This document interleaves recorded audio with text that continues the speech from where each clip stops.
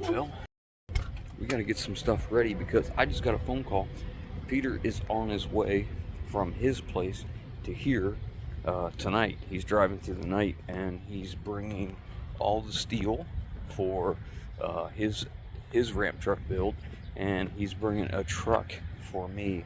It's one that we made a deal on. He needs something I got. I need something he has, so we're gonna do a trade on that. So, anyways, I gotta get some stuff ready because he'll be here in the morning, and it's already late in the afternoon. So, catch you when he gets here. So Peter drove through the night. He was here at 6:30 in the morning. I think it's like over 8 hours. It's 8, 9 hours, something like that. I think he said it's a 500-mile drive. So when he got here, I immediately grabbed a receiver ball and threw it in the hitch and just wrapped the chain around it, lifted up, and I was just going to have him, pull the trailer forward while I lift the back end up, and then I'll just reposition the great all and lift the front, and lift it up, and he can pull off from underneath it. Now, I've never seen this truck. Peter and I made a deal on this truck. I have something he needs that's kind of specific, and he had this truck, so we just made a trade. I have no idea what year it is. I have no idea what the miles are. I don't know anything. Oh, easy, Jeff. I have no idea what the miles are. What I do know about this truck is the rockers are extremely rusty. The bottoms of the doors are rusty. The cab corners are rusty. The tailgate and the rear bumper are in bad shape. And it does run. It does move. But I believe Peter said the gas line is rusted so badly, if we go to turn it on, we would have put gas all over that brand new metal that's on the trailer underneath this for the ramp truck. So I thought this was the best. We just lift it up and have him pull out from underneath it. I'll set it down and reposition, grab the front of it, and lift it up in the air and have him pull out the rest of the way, and then I can just hook to it again and get it out of our way. Yeah, there's a little bit of a mistake here. I mean, it's a parts truck. It's not really a big deal, I guess. It's an old rusty truck, but I try and be very careful and not do this, but unfortunately I slipped up and made an error. But you'll see in a minute. It's not a big deal. Just pulled some rivets out of the one thing there, the one rod. But yeah, just wait for it. Oh, there we go. And Dipstick of the Day award goes to this guy. Anyways, not a big deal. It's just a couple of rivets in the cap. I'll just put them back in. Should be fine. I mean, if we end up using the cab for anything, that cap, I don't know. But anyways, I didn't want to start this up, and if it's leaking gas, I don't want to spray that all over the raw metal that's there, because it's already got a kind of a protective oil film on it. And I don't want to wash that away, for one, and for two, I don't want that to soak into the deck of Peter's trailer. And I'm going to lift the front up, he'll pull the trailer away, and we'll set it down. Like I said, I've never seen this truck. I don't know anything about this truck. Again, I have no idea what the miles are or anything, but I do have something coming up that I think I can use this for. You guys leave in the comments, let me know, what do you think I'm going to be using that Chevy truck for? Again, I'd like to give you more information. I just don't know. All I know about it is it's supposed to run pretty good, and the transmission either is bad or is so weak that it really should be replaced. I don't know, but anyways, so he brought that down for me, and he brought all the steel for that F450 ramp truck that we're doing. So once I get this out of the way, I'll go get the skid steer. Well, I'm going to unload the big long sticks. His trailer is 24 feet long, and some of this material was 24 feet long. Some of it was 20, I think. But if I'd have been thinking a little bit different here, when I go to load that, pick up the steel, I probably should have used a choker style strap instead of a chain. But it's just me and Peter. Peter's very versed on safety and lifting and all that kind of stuff, so I don't have to worry about him. He knows to stay out of danger's way and harm's way. So and it's just me, and I'm in the cab, so I'm usually pretty good. If something starts to go a little haywire, I usually can get it down to the ground. Not all times, but I've done it a few times. It seems to work out pretty well. But you can see the exhaust on that truck just flapping in the breeze. The rubber grommet that holds it up must have broke on the way here, because the exhaust itself looks like it's in decent shape. I think the converters are still underneath this truck. Yeah, like that matters. I looked at the truck and I was thinking about the rockers and cab corners. I thought, well, shoot, a guy could probably just weld in some new rockers and cab corners, since, the other day Brandon and I were pretending to be body guys. And then I thought, wait a minute, let's not take on any more work that maybe not be worth it. So we'll just set it aside, and I'll have to load it up and take it somewhere else here, probably tomorrow. But I want to get the rest of this material unloaded. I think there was a total of 2,200 pounds of material that's going to go on the F450. Now, if you don't know, Peter's building the F450, that red one I had the V10 in. Peter wants to build that into a ramp truck. Now, that one's going to get a DT360 ZF6 manual transmission. I'm not sure what rear end ratio or what rear end is going to go in it, if we're just going to change a gear in the one that's in it now, or if we're changing rear ends. But I think we're going to go with possibly air ride suspension on the back. And then, of course, he wants to change the body color. He doesn't want red. He wants a blue color. Mine is going to be the F700 that I've started on, that you guys are seeing. Now, mine's going to be kind of similar, but kind of built differently. And Peter wants to do a rollback truck build-off. I don't know if you guys are interested in this, watching this or not, but he'd like to do it where we both build our trucks, and at the end, the viewers vote as to who built the better truck. And I don't know if we need to make categories and a point system, or just votes of which one you like better, whichever. Peter's is going to be based on basically hauling about 6,000 pounds. Mine is going to be based on hauling hopefully somewhere around, if I can do this like I hope, maybe around 11,000 to 12,000 pounds. So mine's more versatile as far as other equipment. His is more lighter weight, fly under the radar type of thing, where it looks like a pickup truck.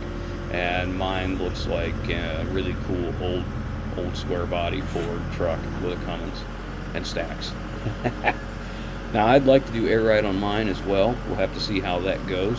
But let me know in the comments, what do you think about categories as far as points? Should we have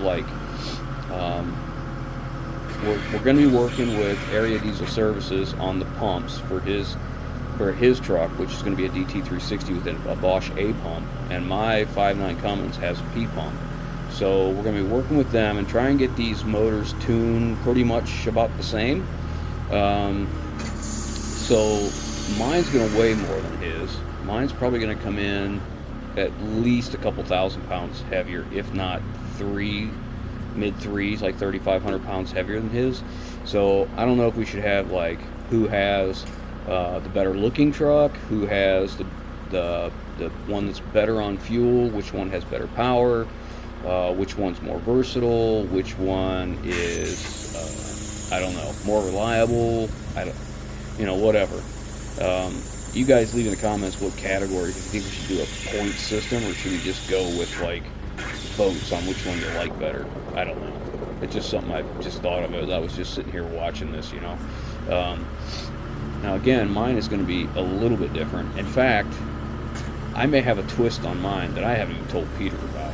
And I probably won't tell Peter. I'll just leave it to the very end, like my little clincher that he's not aware of yet.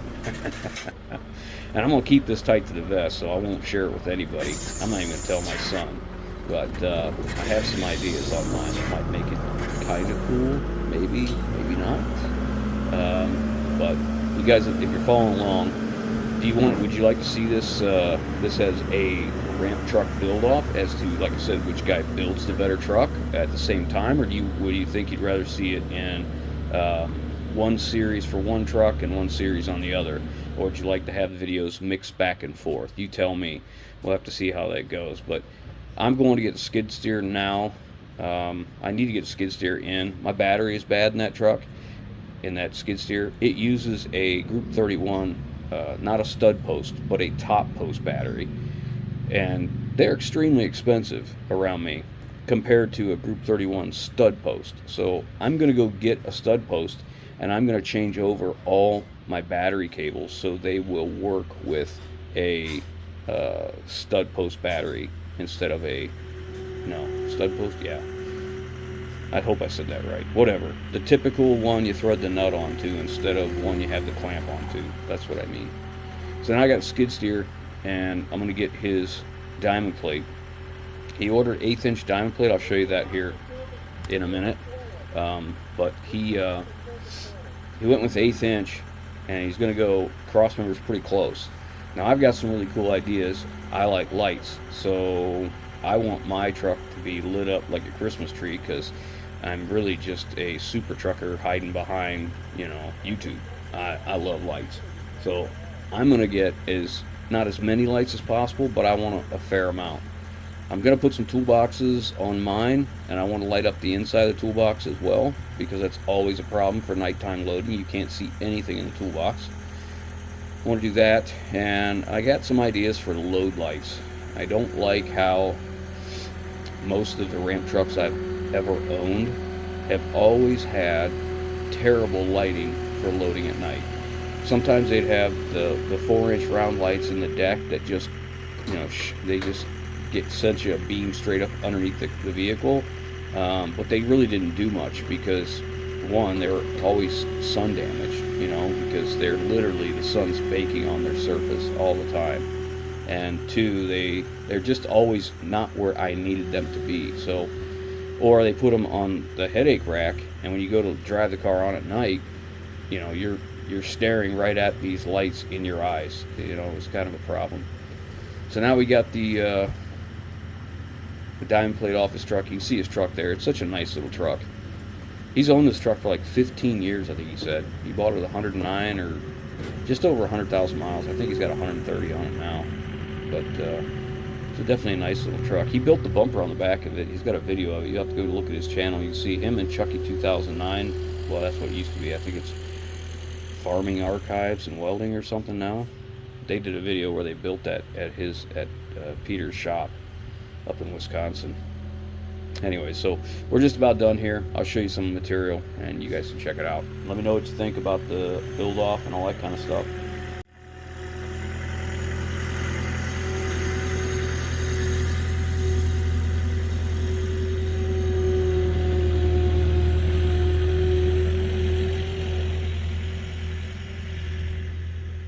Okay, well, here is the steel we were unloading. These are the cross members and all the framing for his bed on his truck. He's using 2x3 box tube. I don't remember the wall thickness. Those are the cross members. This is going to go on the main frame, and the cross members are going to rest on this. We're going to try and get the clearance as low as possible, so this is going to sit on the frame like that, and then weld the cross members perpendicular to it. And so that's everything for that. And there's some pieces in here for, oh, there they are, the lower pieces. There's rub rail, and this is the rear bumper section here, and this is the outside rail here and here. Yeah, this should be everything to do his. So I don't remember how much that was, but it was a fair amount of money in steel. And then we got his tread plate too. I loaded up over here on the rollback. So he ordered 5x10 sheets of tread plate. I think they're 1/8 inch. Yeah, he went 1/8 inch. He's putting his cross members pretty close. That's why he went with 1/8 inch. He thinks it's best to have more cross members underneath supporting your material than going with thicker material. So that's all that. So he has that, and he's ordered a bunch of parts for the engine swap as well. So we'll be getting on this pretty soon. So this is the frame we're going to use. This is from the F450, and it's all stripped down, but we're going to be making some changes to the frame. But the next step is we need to get the engine and transmission combination put together and get it fit in here. Actually, the transmission is coming out of yet another truck. The engine's coming out of a different truck, and I can't get to the engine to pull it out yet because I have to go around my building and it's kind of soft, so I'm waiting for that to dry up and then we can start on this. But in the meantime, since Peter was here, we went ahead and removed the seat from the interior. This truck is really in good shape. It's got a little blemishes, but nothing bad. So he took the seat. It was a bench seat. He's gonna have it reupholstered, and you know, while he has it, see how dusty it was underneath there. But this is actually a nice truck. It just, I mean, needs a little cleaning now. I think he's gonna dynamite the floor too. But you know, the body's in nice shape. Got a little dent in the front fender, but we'll probably find another fender. But anyhow, we got everything. He brought all that stuff down, so as soon as we can get the skid steer around to get the engine out of that truck, we will. But in the meantime, I'm going to be working on my F750. I'm working on pulling the transmission, doing the swap, so you guys can look forward to mine working along right along with this one. The two of them are going to be going at the same time, kind of deal. So hope you guys enjoyed. Thanks for watching. If you haven't already, hit the subscribe button. Leave your comments down below, guys. What do you think about the steel choices we got there? You think it's going to be nice and strong? And you looking forward to seeing a ramp truck? Give us that thumbs up as well. We certainly appreciate it. Catch you on the next one. Hey, look at that. We got it all. Yeah. Well, we got whatever it shows. Anyways.